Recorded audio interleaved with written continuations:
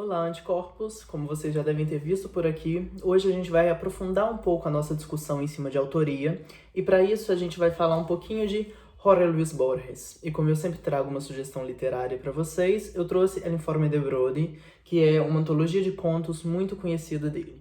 A gente vai passar por bastantes textos teóricos, então vem comigo para não se perder.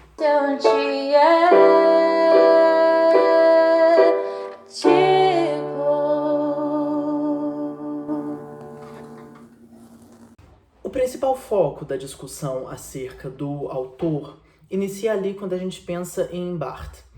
Roland Barthes, como eu mencionei em alguns vídeos atrás, ele vai falar da morte do autor, ou seja, um foco em cima do texto e do leitor e não do autor. O autor, assim, perde poder em cima do texto que ele mesmo escreveu. Como assim? Vamos buscar um pouquinho no Foucault. Foucault tem um texto, que é o Qu'est-ce qu'un auteur, no qual ele vai falar que existe uma definição muito importante, que é a função autor. O que é a função autor?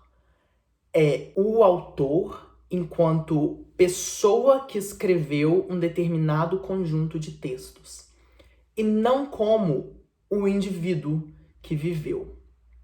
Eu sei que é complexo. Então, vamos pensar um pouquinho num exemplo que Borges traz, num mini conto dele que chama Borges e eu, que Chartier vai abordar no texto que está aqui nas referências. Borges vai falar que ele conhece um cara que é o Borges.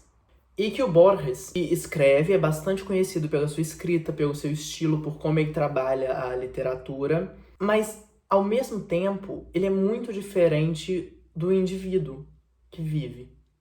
Então, enquanto Borges gosta de caminhar pelas ruas, talvez o outro Borges goste ou não. Ou isso sequer vai ser relevante. Eu sei que é um pouquinho complicado, mas vamos pensar em Shakespeare. Shakespeare é um nome conhecido mundialmente, e quando eu falo Shakespeare, a maioria das pessoas não pensa no cara, no William, né? Vamos chamar ele de William. O importante não é o William. O importante é Shakespeare. O importante é o cara que escreveu Hamlet e Romeu e Julieta e Sonho de uma Noite de Verão e todos os sonetos conhecidos de Shakespeare, e que tem uma genialidade em todos esses textos que o atrelam à figura shakespeariana, enquanto o indivíduo, o William, não tem nada a ver com isso. O que eu tô querendo fazer aqui é demonstrar para vocês que o vetor, ele aponta para o outro lado. Ou seja, a gente tem uma tendência a acreditar que a vida do indivíduo é o que vai construir ele enquanto autor e vai reverberar nas suas obras. Mas não é isso que acontece. O que acontece é que o leitor, ao ver um ensemble de obras associadas a um nome próprio, que é o nome do autor, dá a essa figura determinadas características. E isso é fictício. Esse autor que é construído, ele é uma ficção. Ele não é um indivíduo. Vamos pensar, por exemplo, quando parece haver uma ruptura do indivíduo com o autor. Pensemos na autora de The Handmaid's Tale, a Margaret.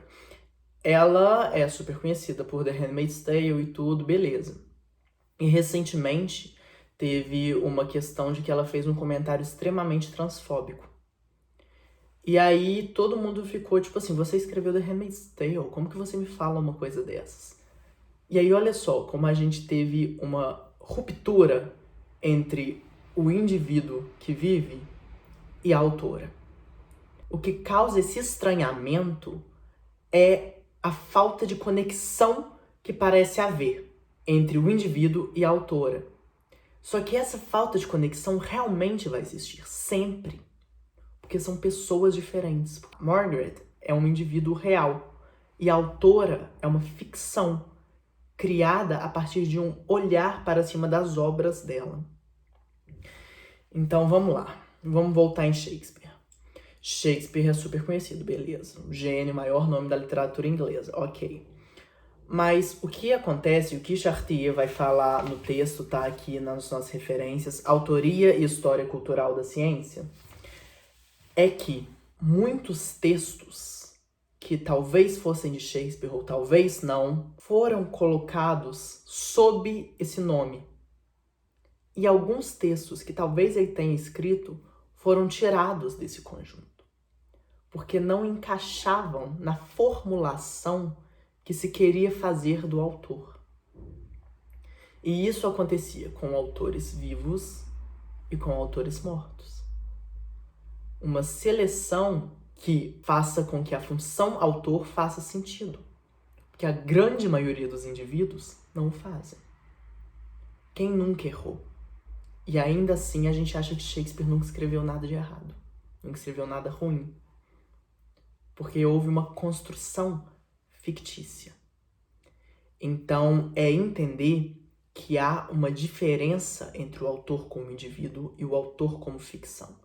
E que o vetor para a criação da imagem do autor que a gente tem parte do leitor ao olhar o conjunto de textos e formular uma visão daquele autor. Então, Chartier vai resumir isso falando assim: a função autor está fundamentalmente separada da realidade fenomenológica e da experiência do escritor como indivíduo. Concluindo isso que a gente está falando. Eu sei que é complicado, então eu ainda vou usar Chartier para tentar facilitar um pouco essa conversa. Vamos fazer uma comparação com pessoa jurídica. A gente não tem essa ideia de pessoa jurídica em oposição ao indivíduo? Quando a gente vai levar uma pessoa para um tribunal, alguma coisa assim, em casos criminais, penais, a gente não tem a pessoa jurídica que está ali sendo julgada e que é diferente do indivíduo? É parecido, bastante parecido. Porque a gente tem uma ficção em cima da pessoa jurídica versus a realidade do indivíduo, ainda que a gente esteja falando da mesma pessoa. E é exatamente isso que acontece com o autor. Então vocês vão me falar, a vida individual do autor não vai ser relevante para a obra? Não. O que acontece é que entre a experiência vivida desse autor e a escrita dele, a gente tem uma lente, que é a retórica. O que é a retórica? A retórica é a linguagem enquanto arte. Ou seja, é um uso da linguagem específico, que é exatamente o que faz a literatura. Vamos explicar melhor o que é isso. A dedicatória de Memórias Póstumas de Brás Cubas, do Machado de Assis. Ao verme que primeiro roeu as frias carnes do meu cadáver, dedico como saudosa lembrança estas memórias póstumas. Ele poderia ter escrito assim, ao verme que me comeu depois de morto. Tá, isso aí. A gente falou a mesma coisa. Só que eu falei de um jeito, ele falou de outro. Por que o dele é tão aclamado como essa dedicatória que ficou marcada pela história? Pelo jeito que ela é escrita. Isso é retórica. E sempre que a gente escreve algo, nesse processo de enunciação, existe essa lente, que é a linguagem. Então, o autor, enquanto indivíduo, sempre vai estar interpenetrado por uma lente retórica, que é o que de fato vai entrar no papel. Entre o autor e a tinta, a gente tem esse uso estilístico da língua, por mais realista que ela queira se fazer parecer. Como assim, por mais realista que ela queira se fazer parecer? No mesmo texto do Barthes, tem um capítulo que chama O Efeito do Real.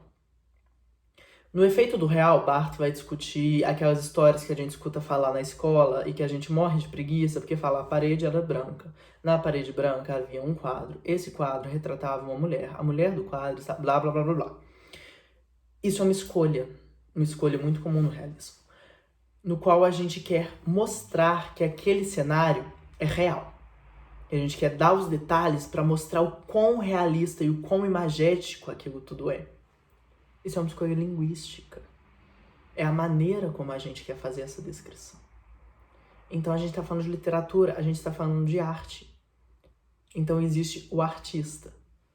Vetor, produto, artista. Não vetor, artista, produto. Por fim, uma coisa que é muito importante da gente ressaltar é que o autor e o narrador nunca vão ser a mesma pessoa. Eu sei que isso parece óbvio. Porque quando a gente fala as Memórias Póstumas de Brás Cubas não é Machado de Assis. Lógico que Brás Cubas não é o Machado de Assis. Em alguns momentos isso vai parecer fácil de entender, em outros não. Por quê? Porque em uma autobiografia, o narrador também não é o autor. Ainda são pessoas diferentes. Porque o narrador está inserido nesse ambiente de uma necessidade retórica. Então, por mais que ele se pareça muito com o indivíduo, ele ainda é um narrador. Ele ainda está contando uma história, por mais parecida que essa história seja com a realidade. Então a gente sempre vai ter essa dissociação entre autor fictício e autor realista. E a gente tem que pensar que o ambiente sociocultural também sempre vai influenciar. Sim, lógico, porque as noções que uma pessoa tem estão involucradas em uma redoma sociopolítica histórica. Se a gente pensa, por exemplo, em Jane Austen retratou vários problemas da vida da mulher na sua época. Mas muitas coisas talvez não sequer pudessem ser questionadas por ela.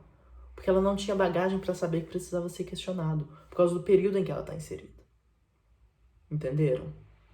Um outro ponto para eu abordar aqui é a questão do gênio. Por muito tempo se idealizou a figura do autor como um gênio.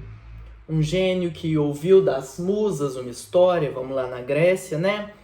Ou que simplesmente tem a genialidade de escrever uma obra. E isso caiu por terra. Especialmente quando a gente entende que escrita, muitas vezes, parte de uma técnica. E técnica se aprende, técnica se estuda, técnica se desenvolve. E esse gênio, ele surge para ocupar uma posição de Deus. Porque o que acontece? Antes se acreditava que não existia original. Que tudo de novo era apenas criação de Deus a ser descoberta. Então, se alguém escreveu um texto inédito, não era original, porque Deus já tinha criado. Ele estava simplesmente passando algo que Deus já criou. Então a gente mata Deus, Nietzsche, né? A gente mata Deus e fica um espaço. E aí se tem uma necessidade de ocupar o espaço que a morte de Deus faz. E esse espaço é ocupado como autor. O autor se torna o Deus criador e influência vital de toda a obra. E nunca é isso que vai acontecer. Eu espero que tenha ficado claro. Se vocês tiverem qualquer dúvida remanescente acerca da figura do autor, acerca dessa discussão de autoria, eu recomendo ler os textos que eu deixei aqui nas referências e pode entrar em contato com a gente nos comentários, na nossa página do Instagram, e a gente pode revitalizar essa conversa com quaisquer pontos que não tenham ficado claros. Essa semana é isso. Semana que vem a gente vai discutir um tema muito importante, que é a linguagem neutra. Então não percam, espero vocês lá.